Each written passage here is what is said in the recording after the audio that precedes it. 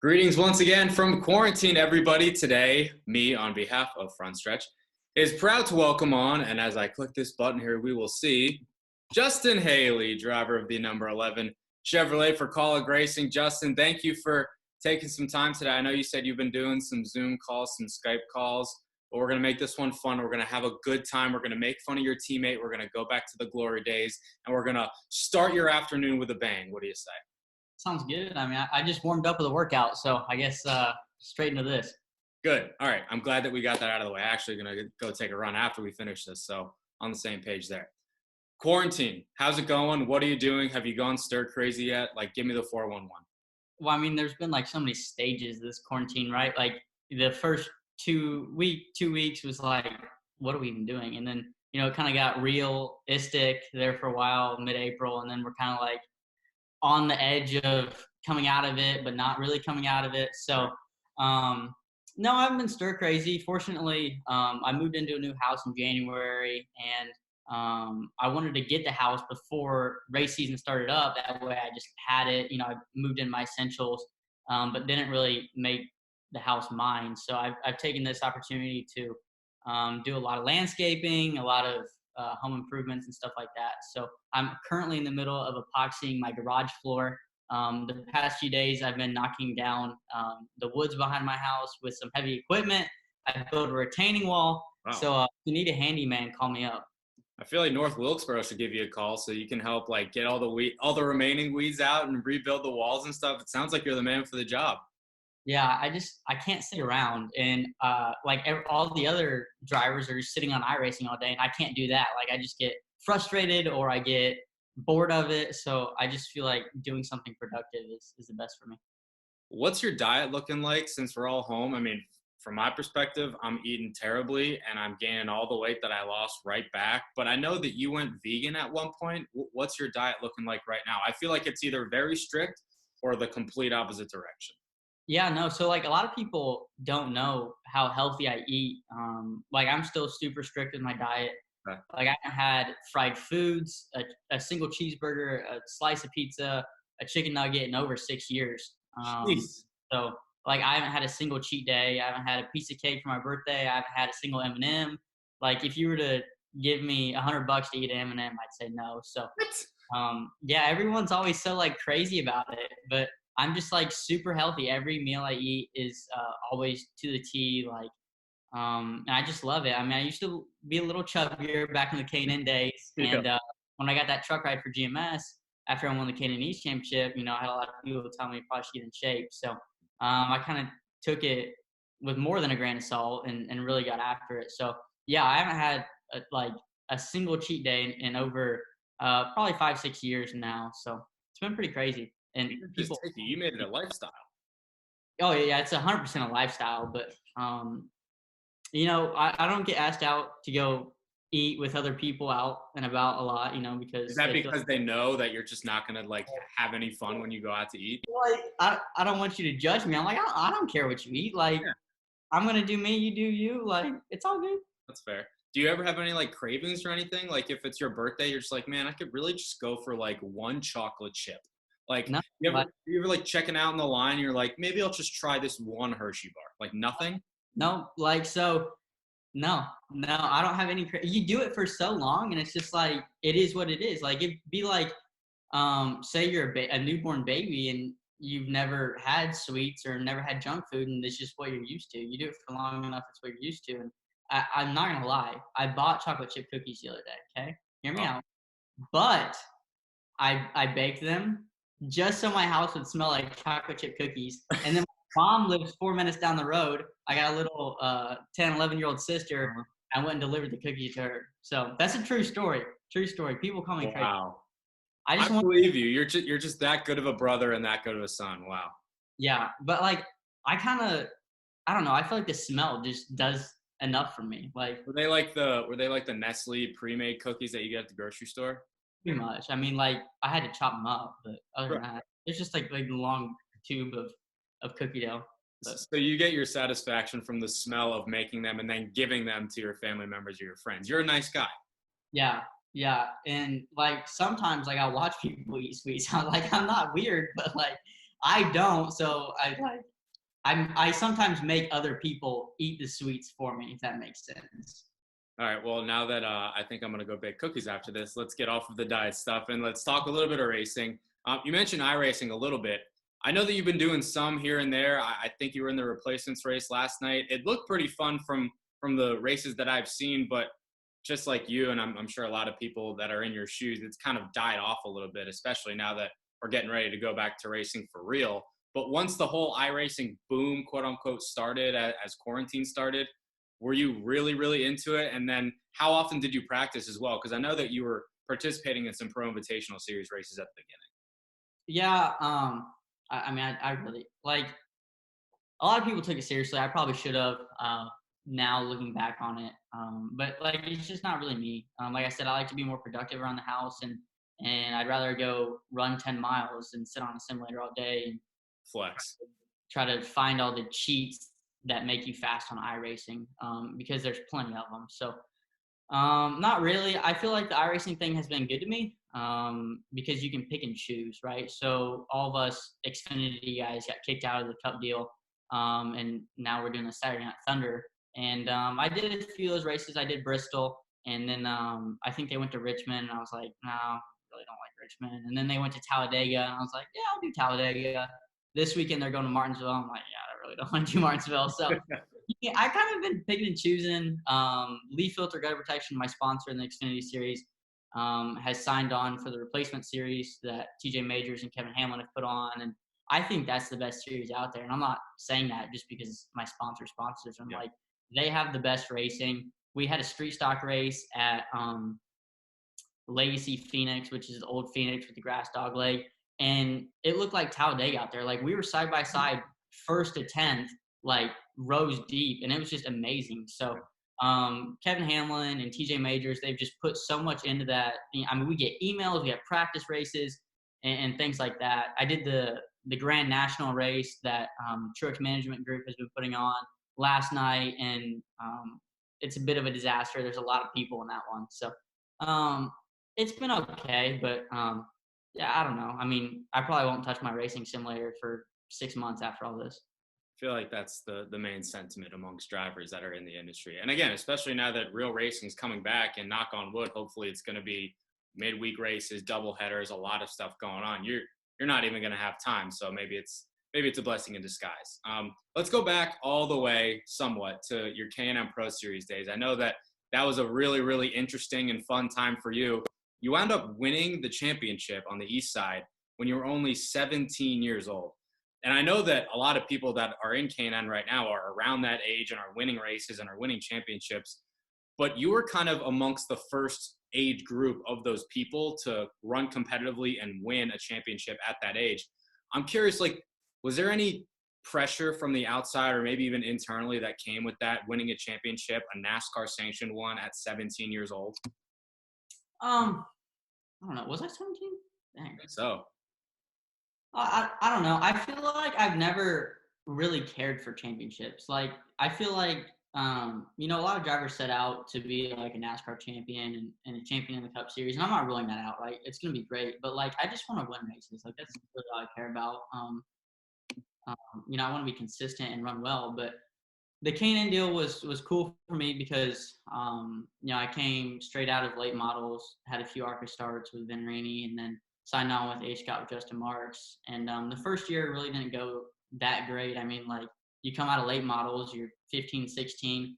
My first year in K&N, and it's like you're thrown to the wolves at Phoenix with Lanning Castle, and, half the Cup guys were running it at that point. So then you go to my second year, and it just, like, something clicked for me. And I had a new crew chief, Shannon Rush, and, like, the whole team atmosphere was completely different, and I just felt comfortable. So I really felt like I never went to the racetrack and worried. I don't feel like there was a lot of pressure. I feel like I probably put pressure on myself, but I don't know. I feel like that whole year was just, like, one of my happiest years. Like, we only finished outside the top 5 once, and it was a 6th place finish at Mobile, and it was because I jumped a restart and had to do pass-through penalty. Like, we had, like, a 2-point-something average finish. Like, we just kicked butt all year, and it was just so cool. I mean, we only had 2 wins, but I mean, if you finish second, third every race, then it's almost impossible to lose a championship like that. So it was definitely cool. I mean,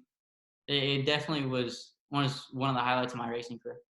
I feel like a lot of people that I talk to when they're reminiscing on whether it's the short track days or K&N, ARCA, even trucks, before they move on up the ladder to Cup Xfinity and Truck Series races, those are the years that they say they enjoyed the most because there wasn't all the glitz and glamour that comes with it, which granted has its positives, but it also has its drawbacks, as I'm sure you know. And your story there kind of reaffirms that in the sense of it's kind of one of those things where it reminds you of the good old days when you're just doing it for fun at the local short track. And sure, wins and running in the top 5 every week doesn't hurt matters at all. But, and again, doing that at 17 years old when you didn't really know any better and you were just kind of wide-eyed going at it day by day, one day at a time, those are the days that make you love racing. And when you look back on it like this, it's what makes you remember why you're doing it. Yeah, for sure. I feel like in any series, I mean, I feel like there's a point where it's going to be pressure filled, but I've done 2 years of everything so far. 2 years of K&N, 2 years of trucks, 2 years of Xfinity. I'm in my second year of Xfinity.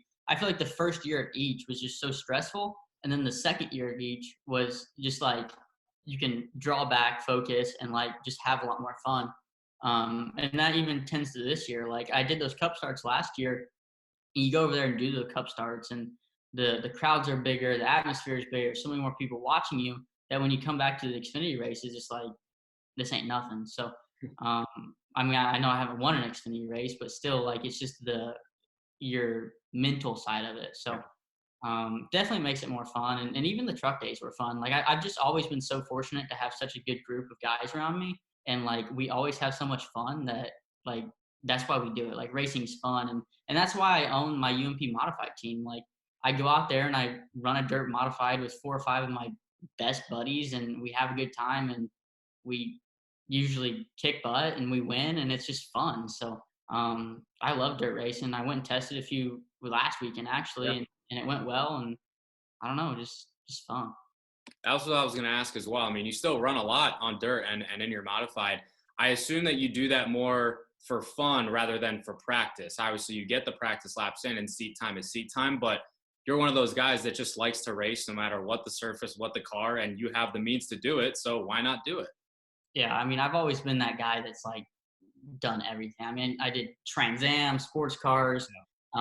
I mean, I feel like the only thing I haven't done is like monster trucks, and I'm sure it's coming someday. So they're like open wheel, but mommy says I can't run open wheel, so no open wheel for me. But Make her some more cookies. She'll let you. right, but the modified stuff's fun. I mean, like we're usually so fast. I'm so fortunate to be running with Lethal Chassis and my crew chief Matt Smith over there. He does a fantastic job. That I just show up and we are always just so fast anywhere we go. So that's just what makes it fun, and just being able to show up and, like I said, just hang out. There's no pressure. I mean, like when you show up and you're the guy that's won a cup race at some local dirt track, I mean, there's a target on your back, but I kind of like it. I kind of like the pressure, and it kind of takes me back to how I grew up, and all the kids come up to you and you can kind of see yourself, 7-8 years ago in those exact same shoes. So it's crazy to kind of reverse roles and be that guy now, but it's pretty humbling for sure. Athletes thrive off of pressure, and that's evident right there. And you brought me to Cup, so let's go there. We'll get to your win in a little bit, and I don't want to dwell on that, but I feel like you talked about the difference between racing in Xfinity and racing in Cup, and when you go back down to Xfinity, it's like, okay, like stands are half full. It's just what it is. I know you made a couple Cup starts before you started in the Daytona 500 this year, and you won a race, obviously, but what is different about the Great American Race and all the pomp and circumstance, glitz and glamour that goes along with that, whether that's media days, speed weeks, everything that goes along with it? Like, did you sense a palpable difference between the Daytona 500 and any other Cup start that you had under your belt?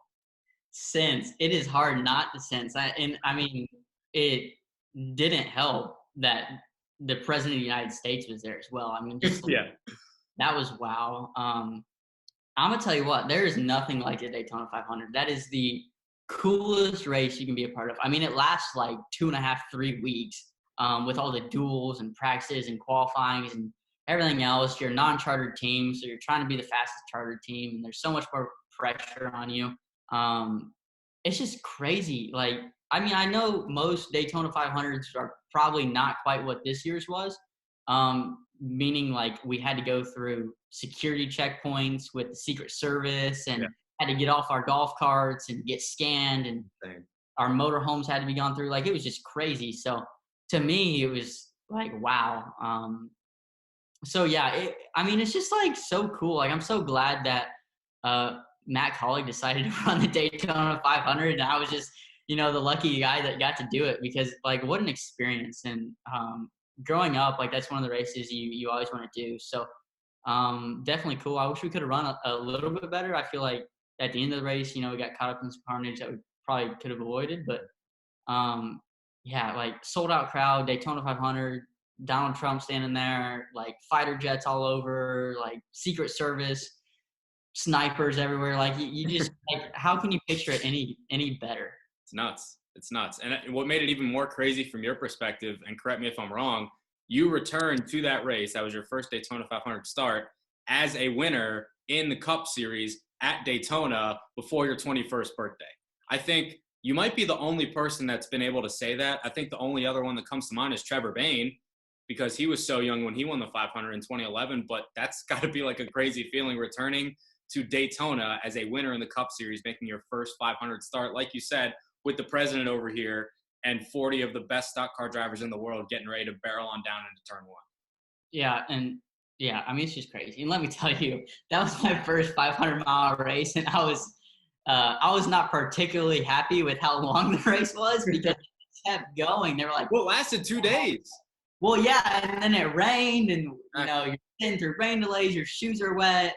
And I tell you what, so I had a new pair of shoes on for the start of the Daytona 500. We're gonna put some new kicks on. Right. We're gonna rock it out. Like, this is a good day. So I put on a new pair of Sparco fire boots, and it rained, right? So we did like 2 laps or 20 laps or whatever it was, and it rained. I mean, like hurricane rain, and my shoes got wet. So then I had to put on an older pair, and the older pair, I don't know what was wrong with them, but I tightened my brake foot down, like anyway, I tied my shoe too tight on my right foot. In the whole 5-hour race, my brake foot was asleep. And like, you can't do anything about it because you're like wedged in there. But like, the whole time your foot's asleep. And I kid you not, like, it took a week and a half of like rehab to get my foot to wake back up, because there's so much nerve damage done. Oh my God. Were you like radioing to your team about your foot? You're like, I can't feel the brake pedal? No, like, I could feel it, but it was just like crazy. I don't know. So what I took away from that is, don't tie your shoe too tight if you're about ready to do a 5-hour race. And don't get your first pair of shoes that are new wet. Yeah, exactly. And the good news is now my foot has been awake for several months. So it's kind of crazy. Like, I fly home from the race. You get done with the race, you fly home. I laid in bed, and I didn't even notice, because the adrenaline was so high. I didn't notice that my foot was asleep until I got out of the car and stepped.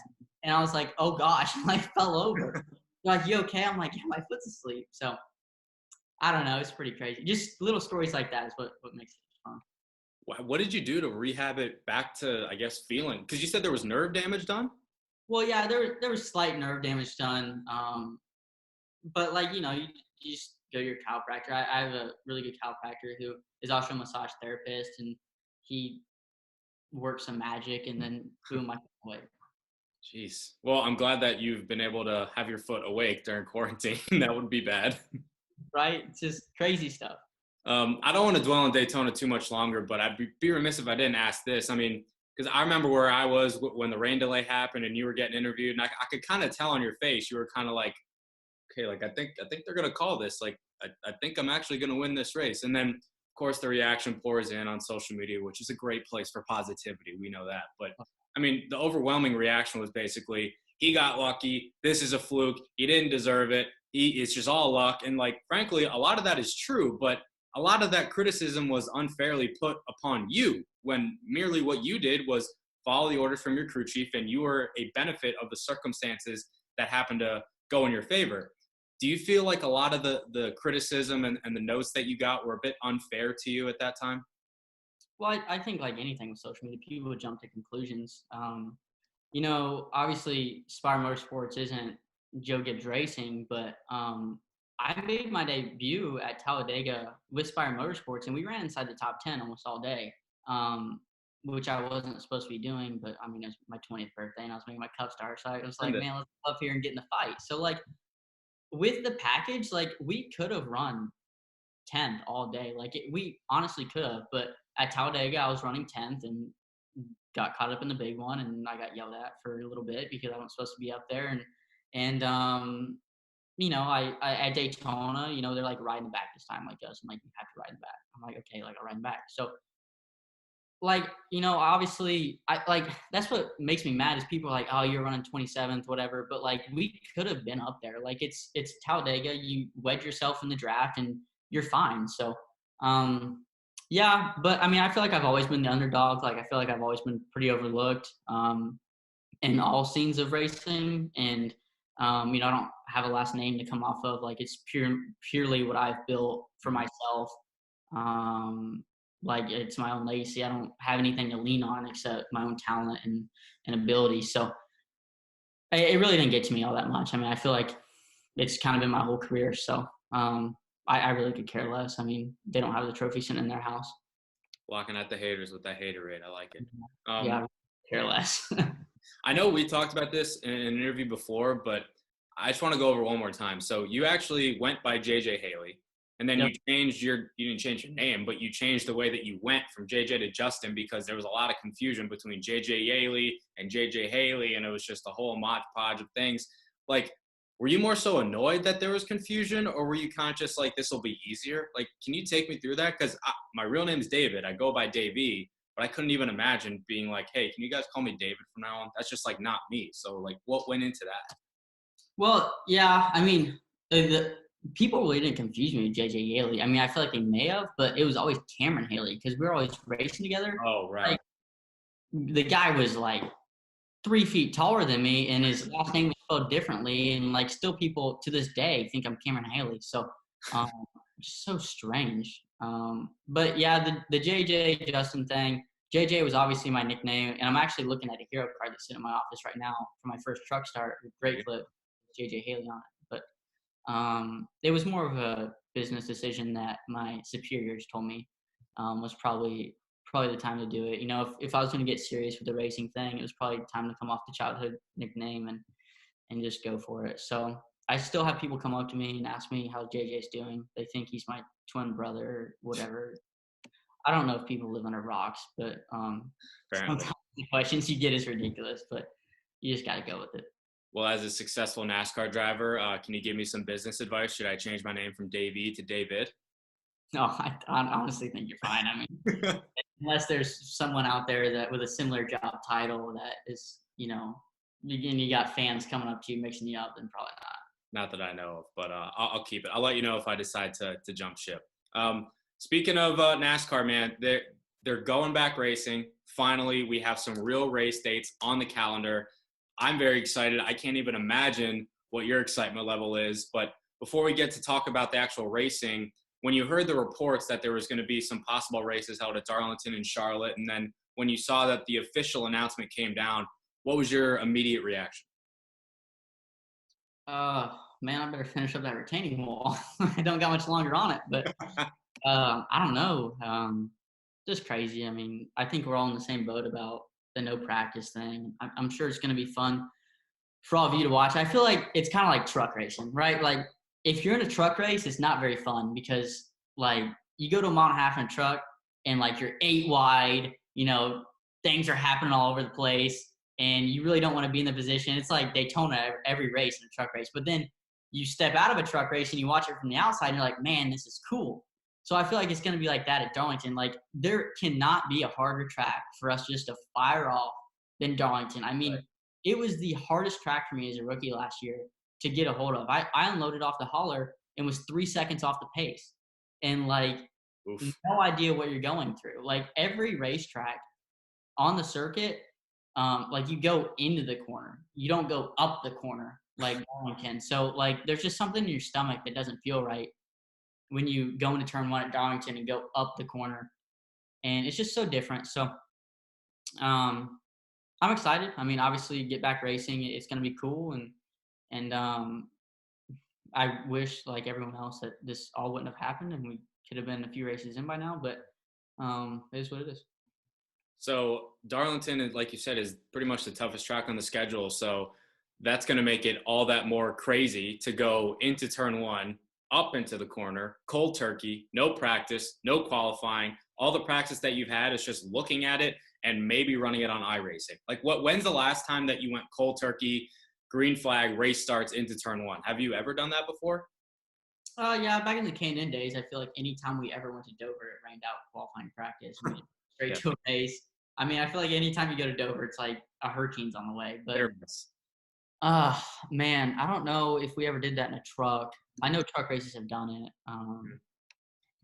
I don't think so. I mean, it's been a long time. So I'm going back to it. Anytime I go into a modified, it's like straight to the heat race, no practice, no qualifying. So I mean, that may help, but I don't think there's anything like it. And at Darlington just makes it. And I mean, it's not even just like us. Like, what if the guys miss the splitter travel, and what if, you know, not only our team, but there's so many rookies in the Xfinity Series. Yeah. You know, through the top 12, there's got to be like 6 of them. So you just gotta rely on your data. You have to rely on your sim that you're running to get the car set up. You have to rely on your past notes. It's a night race, and Xfinity's only ever done day races at Darlington. So are we going to be faster?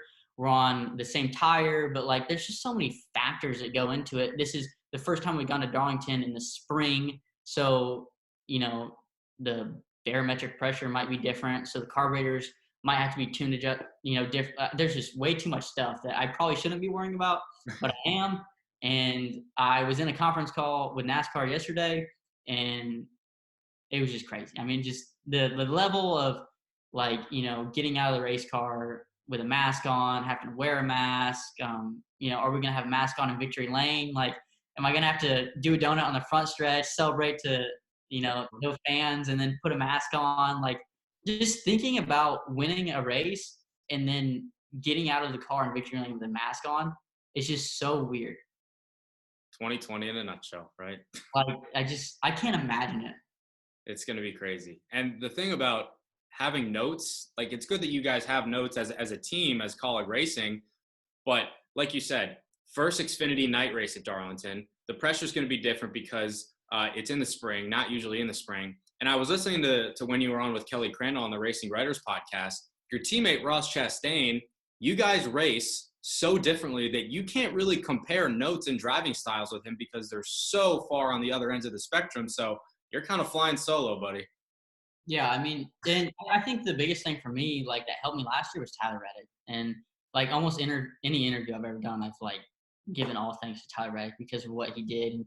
And Darlington last year, I was a rookie and I didn't get to do a mock run because we just ran out of time. I hit the wall, like whatever, Darlington stuff. And Reddick qualified 2 in front of me. And obviously he's an RCR Alliance teammate.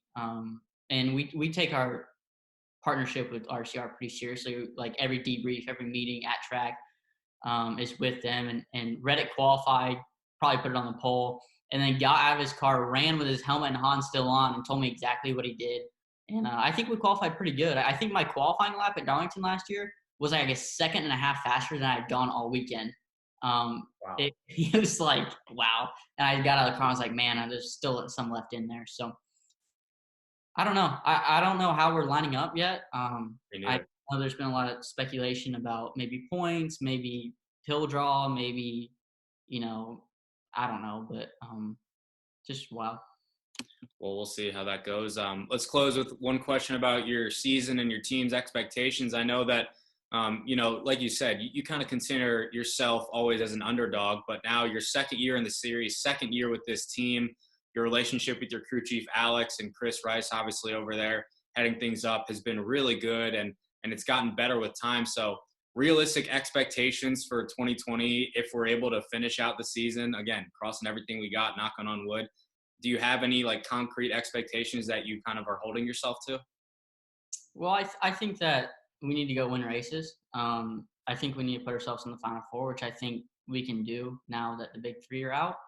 I feel like we got a fair shot. And I feel like last year was kind of like a glow up season for Kaulig Racing, and having AJ Allmendinger, like he improved us so much, and Ross as well. So I feel like Kaulig Racing is getting to the point where like we're one of the teams to beat every week. Like we have speed. We're coming off of 2 top 5s right now at non-super speedway tracks. Like it was legit top 5s that we raced our way into, short track in California. So we win some races and try to go for a championship. I mean, it's a contract year for me, so I got to do everything I can, and probably won't settle for much less. Well, I want to congratulate you because I'm looking at the time we got. It's a little over 30 minutes, and when we were coordinating this interview, your PR rep, Carly, said his attention span's about 20 to 25, so that should be a good time frame. So, Carly, Justin did it. We're very proud of him. I see she just texted me, so she's probably asking if I'm over it yet, but it's been fine. I mean, I feel like my attention span's a little longer because I don't do as many of these every week, so every once in a while. But appreciate the interview. It's been fun. Yeah, thanks for taking the time. Bake your mom and your sister some more cookies, and hopefully you can get that smell, but make sure you don't eat them because we wouldn't want to break that 6-year streak. That's something else. No, I promise you I will not. Cool. All right. Well, stay safe, stay inside, stay healthy, keep washing those hands, obviously, and we will look forward to seeing you at Darlington. Best of luck. Just send it down into turn 1. We'll be watching. Thank you. Appreciate it.